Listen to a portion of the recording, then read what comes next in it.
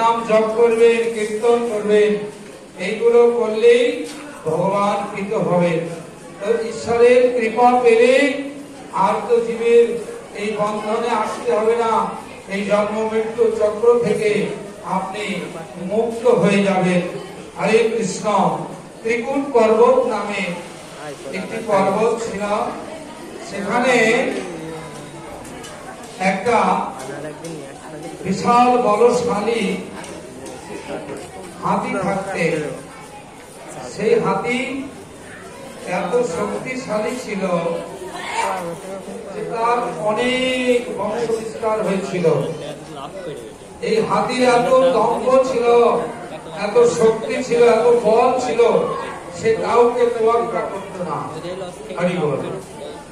তিনি যখন যেতেন, রাস্তা দিয়ে চলতেন, সামনে যেসব গাছ পেতেন এগুলোকে পাশ কাটিয়ে যেতেন না, সুর দিয়ে উঠিয়ে ভেঙে চুরে ফেলতেন।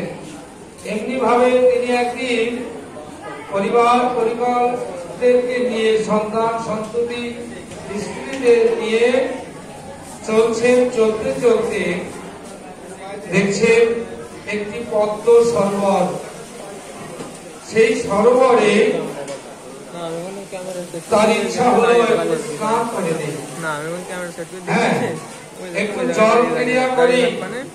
তখন তিনি সেই সরোবরে নেমে অবগাহন করতে লাগলেন।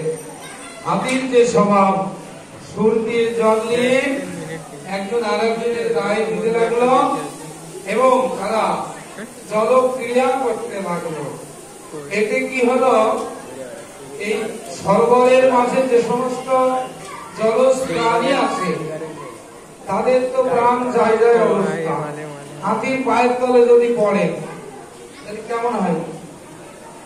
তখন তারা এভাবে দলিত হতে লাগলো,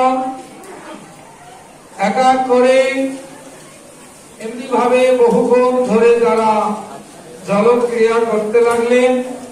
মত্ত হস্তির পাল সকলেই জলের ভিতরে লাফালাফি করতে লাগলেন। এমত সময় ওই সরোবরে বহুদিন যাবৎ একটি গ্রাহ ছিল। গ্রাহ মানে হলো কুমির। এই কুমির কি করলেন, এই গজরাজের পাটা কামিয়ে ধরল। যদিও আপনারা জানেন এই মাসে